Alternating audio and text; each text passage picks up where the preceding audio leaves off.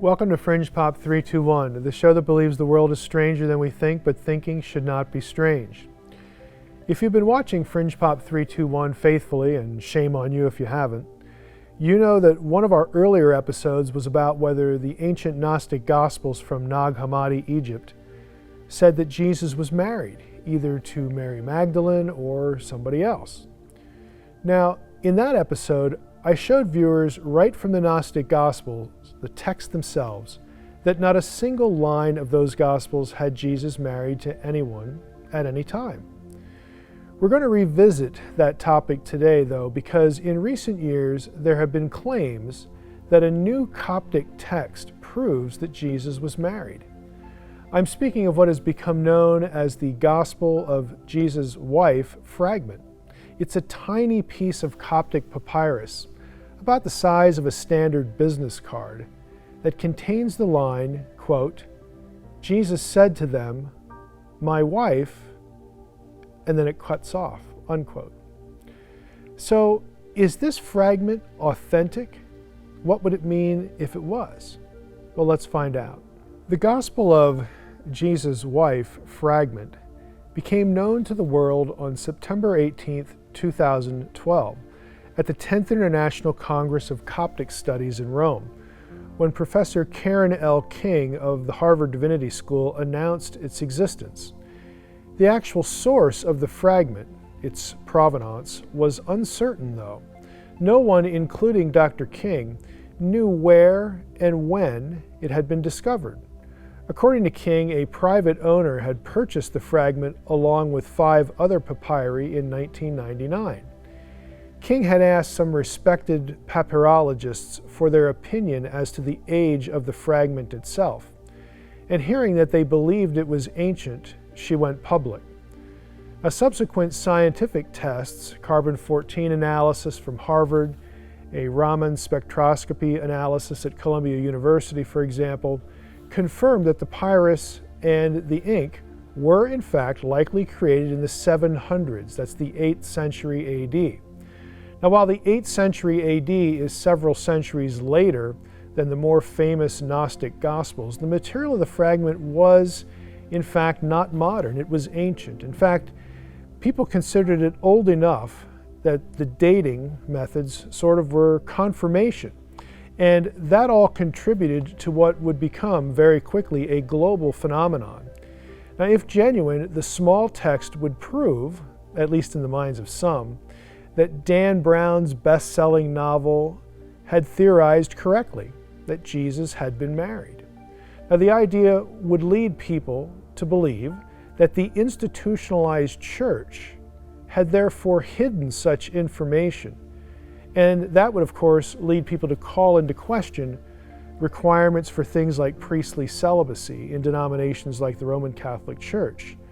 So the text itself and what it said was not a trivial matter. Almost immediately after the Gospel of Jesus' wife, Fragment, surfaced, other scholars of Coptic papyri had doubts about its authenticity. It matters not that the papyrus and ink were very old. After all, back in the 1970s, fiction writer Irving Wallace had told the world how such a fragment could be faked. Graduate students, scholars, librarians, museum personnel, all of them have access to ancient papyrus. As in Wallace's novel, all you needed was to cut a piece from that papyrus that was genuine and then reuse it for whatever you wanted.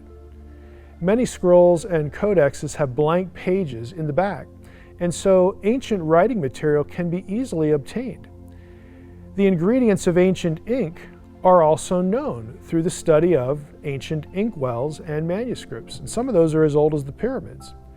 Ink on papyri has been studied for its chemical composition and its constituent elements for a very long time, and those things are easily discoverable through published articles. The ingredients, in other words, for ancient ink are easily obtained. Now, that means all you need, then, is a scholar, or at least someone trained enough in the ancient language and the handwriting style to mimic an ancient text. You have the materials, If you can find someone who knows enough of the ancient language, they could fabricate a text. So people who work in the relevant fields, again, are quite well aware of this. They know how authentic fakes can be made. Now, aside from knowing that the fragment could have been faked using authentic materials in the way we just described, scholars noticed that the small text itself bore similarities to another famous Coptic text long published under peer review, the Gospel of Thomas. This would become important down the road when scholars really got busy analyzing this fragment. Now, given its controversial content, the Gospel of Jesus' Wife fragment received considerable attention over the next few years after its existence was announced. A handful of experts in Coptic papyri soon developed a strong case for forgery, and their case ran along a few lines of evidence. First, the Gospel of Jesus' Wife fragment contained several grammatical anomalies. These were incorrect forms of words where the scribe had made a grammatical error. That prompted Coptologists to search through known texts for the same anomalies. In other words, could we find the same mistakes in texts that we already knew existed? Now, due to its similarity to the Gospel of Thomas, detected almost immediately as indicated earlier, the Coptic Gospel of Thomas became a candidate for such a search, and so scholars went to town on that. And sure enough, one scholar, Andrew Bernard, found the very same anomalies in the Gospel of Jesus' Wife fragment in a Coptic English interlinear version of the Nag Hammadi Codex that contained the Gospel of Thomas. Now, that resource had been online since 2002 in PDF, so someone could very easily have used it. The second line of evidence for forgery came when Dr. Christian Askeland, another expert in Coptic texts, noticed that the scribal hand of the Gospel of Jesus' Wife fragment was pretty much exactly the same as a forged Coptic Gospel of John that scholars knew about earlier, and they knew this was forged. Now, this suggested the same forger had produced both of those texts. Askeland noticed all that because he did his Cambridge PhD dissertation on the forged Coptic Gospel of John, proving its inauthenticity by discovering that its content was largely derivative from a 1924 edition of something called the Cow Codex, that's Q-A-U. That was an authentic 5th century Coptic Gospel of John, and so someone had taken material from that authentic Coptic Gospel, put it on, again, authentic material, and then called it a new Gospel, and Askeland detected this forgery. Now, with respect to the Gospel of Jesus' Wife, it's very small. Its lines are incomplete because, again, it's only as big as a business card. Askeland found that the beginning and end line breaks of the Gospel of Jesus' Wife fragment actually coincide with line breaks in the Cow Codex. The odds of that happening are astronomical. The forger skipped every other line of the Cow Codex, Askeland was able to figure out, when copying it onto his forged papyrus fragment. However, the forger failed to skip a line when he had to turn 2 pages of the published edition of the Cow Codex, and Askeland caught that error. That mistake by the forger provided the explanation for one of the Gospel of Jesus' Wife fragment's oddest anomalies, which arose because the forger was looking at the wrong page and line when he continued on the next line.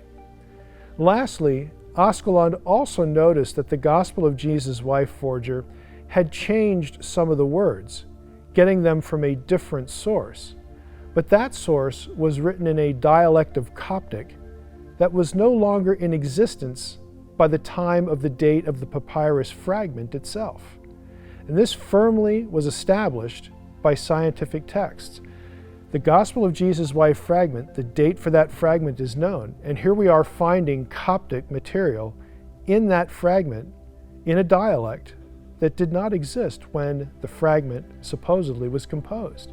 So the case for forgery was quite powerful, But it was only in 2016, through the tenacious investigative journalism of Ariel Sabar, that the forger himself was identified and he confessed.